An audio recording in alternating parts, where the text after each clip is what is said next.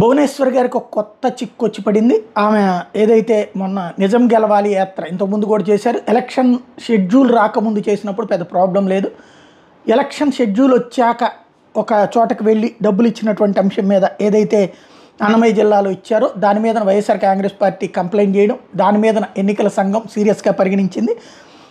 ఎన్నికల కోడ్ ఉల్లంఘించి చెక్కులు పంచారన్నటువంటి అంశాన్ని ఇక్కడ ప్రధానంగా తీసుకున్నారు. దాని మీద కలెక్టర్ నివేదిక కోరారు. ఇప్పుడు వాస్తవంగా అయితే కనుక ఇది ఇష్యూ అవుతుందా లేదా అంటే యాజ్ పర్ నామ్స్ అయితే విరుద్ధం అవుతుంది. ఇప్పుడు మనం బట్టలు పంచారు, అవి పంచారు, ఈ పంచారని రచ్చ చేస్తున్నారు కదా, అయ్యైనా కేసు కిందకి వస్తుంది, ఇదైనా కేసు కిందకి వస్తుంది. అయితే అంతకుముందే ప్రారంభించిన కార్యక్రమం కాబట్టి కొనసాగిస్తాము అన్నటువంటి పాయింట్ మీదన, లేదా ఈ ఒక్కటి ఎగ్జామ్ చేయమని చెప్పి అడుగుతారా, లేకపోతే కనుక ఇట్లా చేయడంలో తప్పేం లేదంటారు. వాస్తవంగా అయితే ఖచ్చితంగా ఎన్నికల నిబంధనావళి ప్రకారం అయితే విరుద్ధమే. ఇక నిజం గెలవాలి యాత్ర ఆగిపోయినట్లే. ఎలక్షన్స్ అయిపోయాక ఇక నడిచేటటువంటిది ఉంటుంది. ఇంకా ఎవరైతే 40 మంది 50 మందికి ఉన్నట్టున్నారో వాళ్ళ దగ్గర ఆగిపోయినటువంటి పరిస్థితి అయితే ఉంది.